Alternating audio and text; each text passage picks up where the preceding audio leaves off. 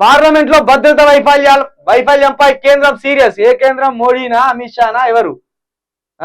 మోదీ అత్యున్నత స్థాయి సమావేశం. నిందితులపై ఊపా కేసులు. 8 మంది భద్రతా సిబ్బందిపై వేటు. లొంగిపోయిన కీలక సూత్రధారి లలిత్ శర్మ. ఇప్పుడు అనాలరా మీరు నిందితుడు బ్రాహ్మణుడని? లలిత్ శర్మ నిందితుడు బ్రాహ్మణుడే అని ఇప్పుడు చెప్పాలా మీరు?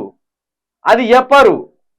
పార్లమెంట్ లో భద్రతా వైఫల్యంపై కేంద్ర ప్రభుత్వం తీవ్రంగా స్పందించింది. మంత్రులతో కలిసి నరేంద్ర మోదీ అత్యున్నత స్థాయి సమావేశం నిర్వహించారు. ఇటు లోక్సభ సెక్రటరీ ఘటనపై క్రమశిక్షణ చర్యలు చేపట్టింది. 8 మంది భద్రతా సిబ్బందిని సస్పెండ్ చేసింది. వాళ్ళు ఇచ్చింది పాస్ ఇచ్చినోండి అన్నారు ఆదురి ముందు. మీ బీజేపీ ఎంపీ ఇచ్చి పంపిండాట 2 పాసులు ఆ దుండగులకు. ఆ బీజేపీ ఎంపీ పేరు చెప్పే 2 పాసులు ఇచ్చిందట. మరి వాడిని సస్పెండ్ చేయవా? ఆ ఎంపీని సస్పెండ్ చేయకుండా ఇక్కడ ఉన్న వాళ్ళ భద్రత సిబ్బందిని ఎట్లా సస్పెండ్ చేస్తావు? వాడు ఎంపీ పాసులు తీసుకొని వచ్చినాకనే కదా వీడు లోపలికి వచ్చింది. వాడు అక్కడ ఎంపీ పాసులు ఇవ్వకపోతే వీళ్ళ లోపలికి వచ్చు. ఉదాహరణకి ఇప్పుడు మోడీ పేరు చెప్పి వాడు వస్తాడు లోపలికి, వచ్చి ఆ లోపల ఏదో గందరగోళం చేస్తాడు.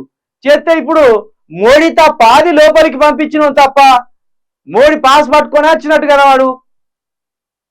చిన్న సిబ్బందిని అంతా వదిలేసుకుంటా చిన్న సిబ్బంది మీద నిందలేసి ఎంపీని వదిలిపెడతాను.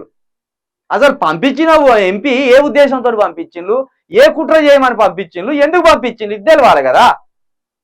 అది చేస్తలేరు, సిబ్బందిని తొలగిస్తాను.